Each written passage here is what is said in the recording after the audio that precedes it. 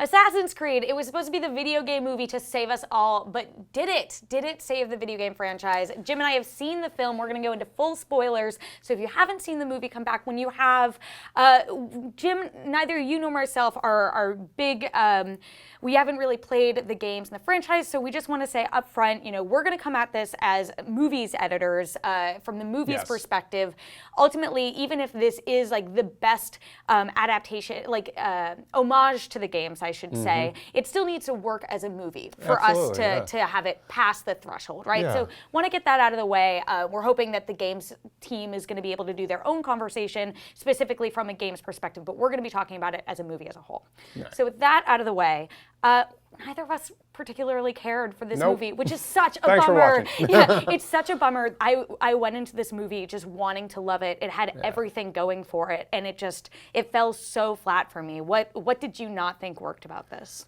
I'm going to flip this around a little bit and start with what I think did work. Well, no, we're going to get to that in a minute. We're going to get I'm there. not cracking the whip on me. Right. All right, so I'm what running didn't this one. work for me? It was mirthless. It was cold, very austere. It just held me at arm's length the entire time.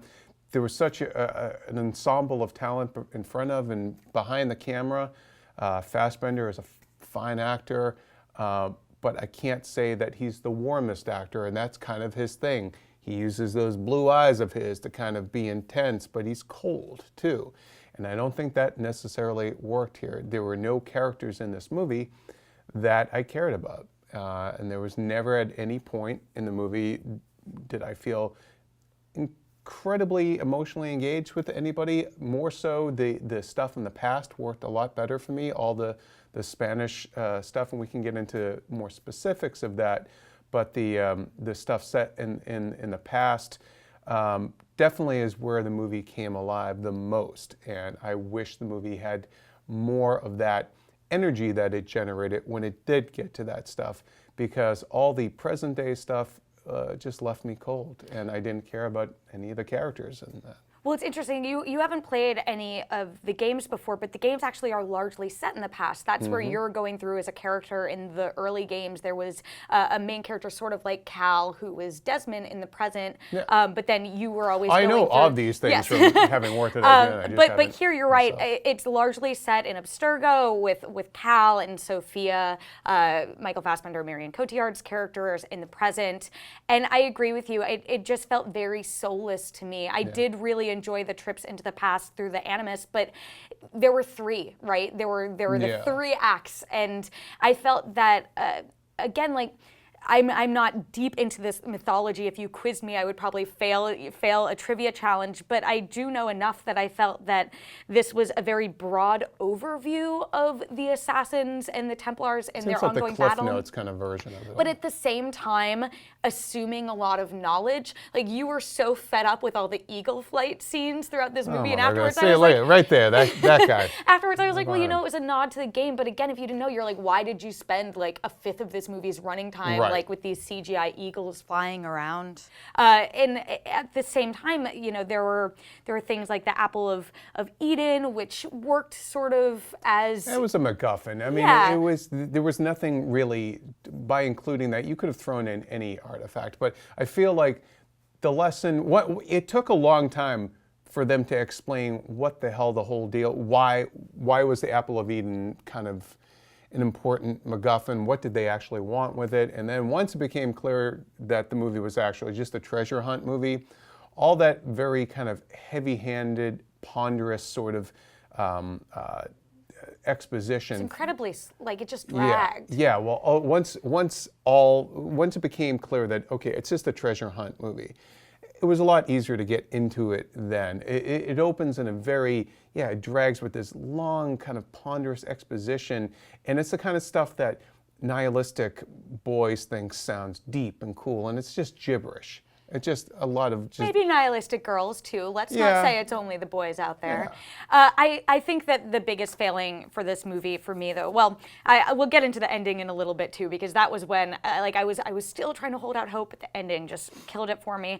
But I think the big failing is that this movie failed to showcase what makes Assassin's Creed special. Like, it was just a very generic action movie. It had notes of The Matrix, you're right, it had treasure hunt movies, but there was nothing in it that popped and felt different. Yeah. It wasn't fun. And That's the biggest not every problem. movie needs to be fun, but this movie should have been more fun. There should have been more of a thrill, and I think that only really came out in the action sequences. Yeah, in the action set pieces in Spain, and there's this one. My favorite part is the sequence where let's talk about what we did like now. The 'cause I think carriage, it's the same thing. where they're going after trying to save the prince from the Templars, and there's all the stuff with the carriage. It's very much like out of a Western, the old thing of the stuntman going underneath the wagon. I loved all that stuff.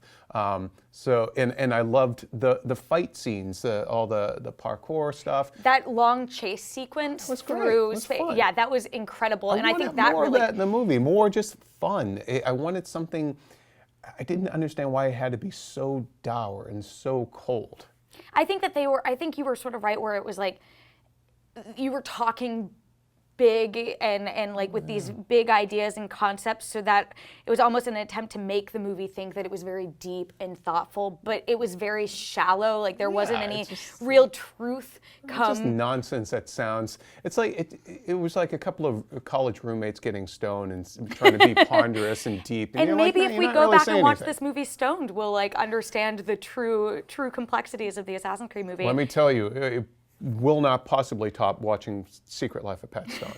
I'm just saying. I do want to talk a little bit more about the fights, because I think that was where this movie really nailed it. And I got to go on a set visit to this movie a while back, and I didn't really want to talk about this concern then, because I didn't want to, Didn't want to be a killjoy. I didn't want to be a killjoy, and I kept trying to ignore this like lingering fear in the back of my mind. But the question I kept asking people on the movie, the actors, the producers, is what are you doing to really capture the soul of Assassin's Creed? What are you getting so right that is just in the games? And everything that everyone kept saying back is we're really getting the fights right. I was like, Assassin's Creed is a lot more than just great fight scenes and parkour and action.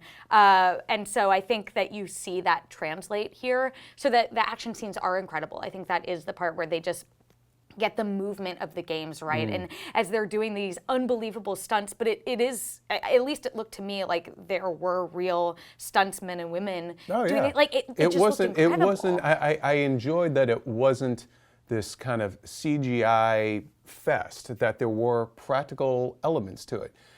That being said, every movie, regardless of whether it's based on a video game, a comic book, anything, it has to be ultimately a story about people, and it has to be something in there emotionally, intellectually, some hook for you to be invested in the story of this person or people for 2 hours. And that was woefully missing here. You never once warmed up to the character of Cal, Fassbender's character, who or is Aguilar. Who is, although I warmed up to him a little bit more by virtue of his relationship with Maria. Maria, yeah. I couldn't remember her name. I was like, let's call her Stephanie. I don't know. But there was, even though that's hardly explored, just the trading of glances, sometimes that was enough to kind of work. I cared more about those two than I ever did, and never quite understood why Marion Cotillard seemed to have any sort of soft spot for Cal. But Cal is a convicted murderer. He apparently is guilty. He's put to death. Yeah, they glossed over that. I felt like there was more to the script that filled in some of these gaps in knowledge that were just. Why am I caring about this bastard? Right. And then all the stuff with his Cared about him parents as a kid. having been assassins, and it just seemed way too sort of shoehorned in, the whole thing. And I also think that the other assassins in the facility in Abstergo were very underserviced. Yeah. You didn't need to give. Hold on, I wrote down all their names because you're right. Like you don't hear them enough to necessarily remember them. But Musa is probably the one who pops the most. Michael Kenneth Williams' character. But there's Wait, he wasn't Baptiste? Oh, that's his flashback. Oh, character. right. Or his past assassin. But yeah, there are all these characters who are introduced. I kept waiting for them to at least have something to make me care a little bit more. But then they're all thumbnails. And I didn't really understand. I didn't think they did a good job fleshing out what their concern with Cal was, and also on the flip side why they warmed to him. And also too, okay, so some of these guys have been in there for 20 years. Right. Okay? They've gotten what they needed out of them. Why are they keeping them alive? Which even Musa asks Sophia that question. And you never get it. And also, for a place that's dealing with such dangerous people, why are none of the security guards armed better than a mall cop? They have billy clubs. That's it. You're dealing with assassins, and then when a fight does break out, quick, let's find the most archaic crap possible to fight with. And I don't want to get deep into, again, the mythology of the Assassin's Creed games, because I don't think that we can speak well to it. But we went into this movie knowing that Aguilar and Cal were new characters to the franchise, that they weren't doing Desmond and Ezio or anyone else in there. And yet, these characters like Baptiste and Yusuf are from the games. So I just don't understand how, if those are supposed to be Easter eggs, like, oh yeah, but it just doesn't feel like this movie fits into the Assassin's Creed franchise as a whole, and yet it has these nods that suggest it does. I almost feel like they would have been better off going that full way of having it fit in, having this be another apple that's discovered out there that fits into sort of the unknown quantities in the world. And I think that like 30% of the way having it be a part of the franchise sort of was at a disservice. Either make it completely separate or just have it be a part of it, but going part way didn't work for me. Well, I feel like a lot of, as much as the execution of the film for me was mostly a miss rather than a hit, I think a lot of its problems are on paper. You know, the script dictates whether or not the script dictates what a character wants, who they are, why you should care about them, and all those basic components were missing. So all of its problems began on paper, and it ends with, let's talk about that ending, about characters that are doing an about face, and it's not really earned. Let me ask you a question, Jim. Yes, that's why we're here. What was Sophia expecting was going to happen this whole time? I just, like, that is what killed... Let me walk right up to you and warn you that I'm going to cap your dad in about 2 minutes. But even before that, okay, so this is my biggest issue with this movie, and I was fighting to really like it up until this point happened. So we get that Sophia thinks she's doing some good throughout the movie, Marion Cotillard's character, even though she's doing bad Templar things to get there. Even though you're part of an ancient secret society. Right, but even, like, the Templars' goal is to control free thought, and what she wants badness can come out of that? But she wants to use it for good. She wants to eradicate violence. Okay, but you're still getting rid of free thought. And so when her father says that Jeremy Irons just like totally phoning it in with his limited screen time. Another one of my paychecks. A lot of pondering. So when he says, okay, we're going to use this to get rid of the assassins, which to them are the embodiment of violence, why is she disappointed? Why is she surprised? Yeah, like that's exactly what they've been working for. So that was hundreds of years. Oh wait, you want to get rid of your arch enemy? Yeah. I'm shocked, Dad. Shocked. It seemed like he was doing exactly what she was intending. So I think they did a really bad job clarifying that. But even then, when that was going to be the thing that triggered her about face to let Cal go and kill her father, maybe even join him, I was with it up until then, right? And they even had that bizarre moment where it seemed like she was seeing her ancestor as Maria, maybe, which suggested maybe she's an assassin too. Again, I want Justin Kurzel, the director, to come out and clarify that was that 11th hour. Let's throw in this, head scratcher thing that didn't need to be there. But then when he kills her father, which he told her, he said, "You can stand right here. You know what I'm going to do. I'm here. I got my hood on. I'm ready." And then he does it, and she acts like it's very easily, by the way. Very easily even for being the a bunch of Templars. Nobody's got security in these places. The Templars, nothing. And then suddenly it's like she's the new villain because she's so angry that he killed her father when she was already disappointed in him, and he told her that he was going to do it.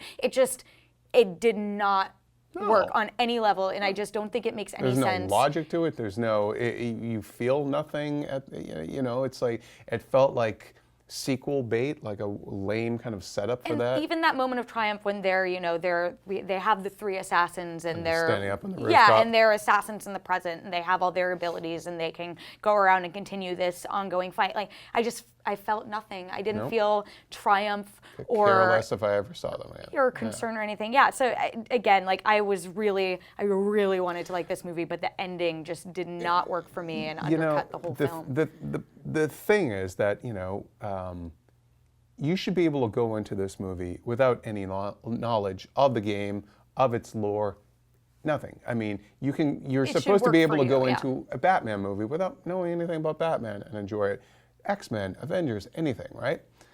So the fact that this movie didn't leave me more interested in wanting to know more about the Assassin's Creed world is also a failing, because if anything, it should whet your appetite to maybe go out and buy the game or do something. But it just left me cold on every level. Now, one of the big problems that video game movies, the genre, have had many problems, is that they've been, cheaply done, bad casting, just looked shoddy.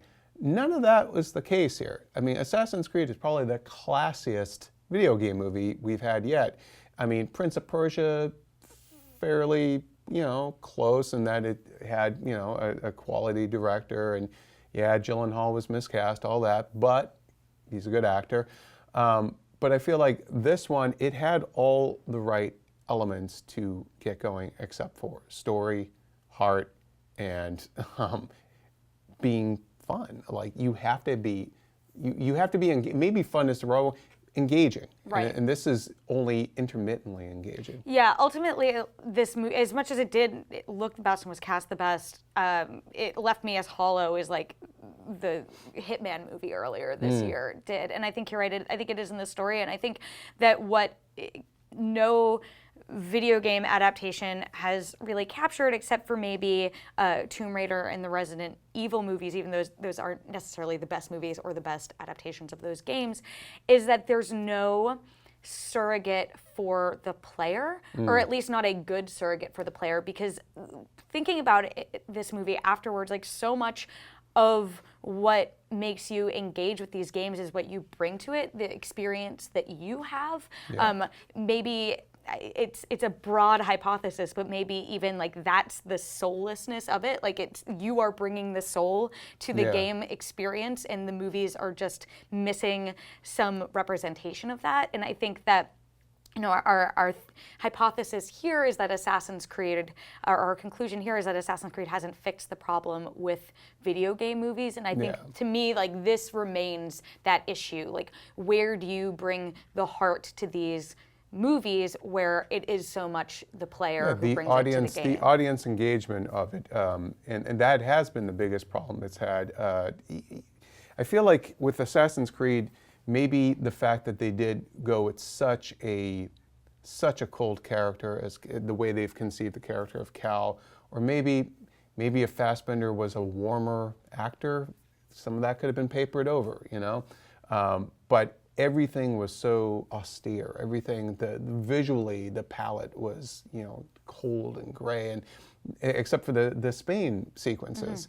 And again, like there's a reason why those sequences pop. Those sequences felt like those felt like a movie, a summer movie. The other ones were this more kind of cold, drab, thoughtful film. If you get snobby and distinct, to differentiate it. But I feel like video game movies so far have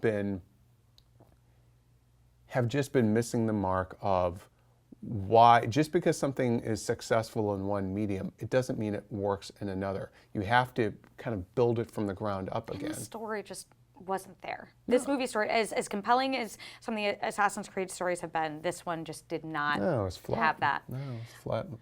So we have recorded this before this movie has come out. Maybe it has the biggest opening weekend of any movie ever, and it totally does reinvigorate the video game movie adaptation realm, and we get all those Splinter Cell adaptations and The Division and everything else that is sort of being planned. This is a big gamble for Ubisoft. We'll have to see how it, So we aren't, making a determination based on that. I am really interested to see how the box office plays out with this, especially with Assassin's Creed coming out after Rogue One. But just from the movie alone, we were both pretty disappointed. Would love to know your thoughts. So let us know in the comment section below, and make sure to keep it here at IGN for all things Assassin's Creed and video game adaptation, as many as there may be in the future.